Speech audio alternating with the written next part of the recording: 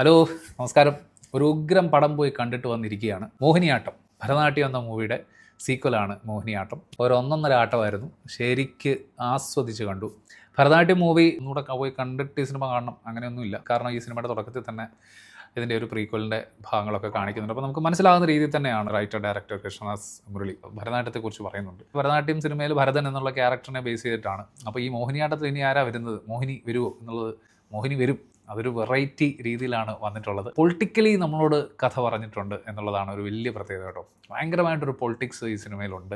Dark humour ആണെങ്കിലും ആ humour എന്നുള്ള ലെയർ മാറ്റി കഴിഞ്ഞാൽ ഇതൊരു ശരിക്കും ഒരു ത്രില്ലർ മൂവിയായിട്ട് നമുക്കെടുക്കാം. അതാണ് മറ്റൊരു പ്രത്യേകതയായിട്ട് എനിക്ക് തോന്നിയത്.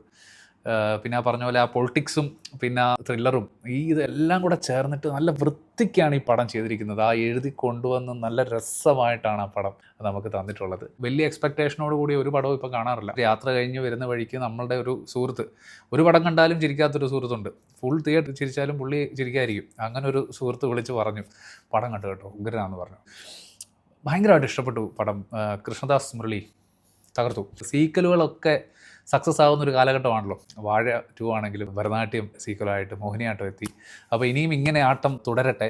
പിന്നെ എടുത്തു പറയാനുള്ള മറ്റൊരു കാര്യം ഇതിൻ്റെ മ്യൂസിക് ഇലക്ട്രോണിക്കലി നമുക്കറിയാവുന്ന ചില പാട്ടുകളുണ്ട്. തലവര എന്നുള്ള മൂവിയിൽ ഈ തെരുവിൽ അലയായി ഈ പാട്ടൊക്കെ ചെയ്തവരാണ് കേട്ടോ. എന്ത് രസമായിട്ടാണ് അവർ ഈ പടം ചെയ്തിരിക്കുന്നത്. കാരണം ഇതുപോലൊരു ജോണറെ നമ്മൾ കൈകാര്യം ചെയ്യണേ ഇച്ചിരി പാടാണ്. പക്ഷെ അതവർ നല്ല വൃത്തിക്ക് ഇലക്ട്രോണിക്കലി ചെയ്തിട്ടുണ്ട്. മ്യൂസിക് സൈഡും ഭയങ്കരമായിട്ട് എനിക്ക് ഇഷ്ടപ്പെട്ടു. എന്തായാലും എല്ലാവരും തിയേറ്ററിൽ തന്നെ പോയി കാണണം കേട്ടോ. അതിനുള്ളതുണ്ട് ഈ സിനിമ. നമുക്ക് ചിരിക്കാനുള്ള ഒരുപാട് കാര്യങ്ങൾ, മാത്രമല്ല പോസ്റ്റ് പ്രൊഡക്ഷൻ ചിരികൾ. അതായത് ഒരു സിനിമ ചെയ്തതിന് ശേഷം ഡബ്ബിങ് സമയത്ത് ഒരുപാട് തമാശകൾ വരും. അങ്ങനെയുള്ള തമാശകളും ഈ സിനിമയിൽ ഉണ്ട്. ഞാൻ അങ്ങനെ ശ്രദ്ധിച്ചപ്പോൾ എനിക്ക് മനസ്സിലായതാണ്. എന്തായാലും നിങ്ങളാരും നിരാശപ്പെടുത്തില്ല. ഉറപ്പായിട്ടും നിങ്ങൾക്ക് നല്ലൊരു മൂവി എക്സ്പീരിയൻസ്, ഒരു എൻ്റർടൈൻമെൻറ്റ് സാധനം ഇതിനകത്തോട്ട് തരും. അപ്പം ശംഭു എന്താണെന്നുള്ളത് സിനിമ പോയി കണ്ടുപോയി മനസ്സിലാവും. ഇത് വിനയ് ഫോർട്ടിനുള്ള ഡയലോഗാണ്.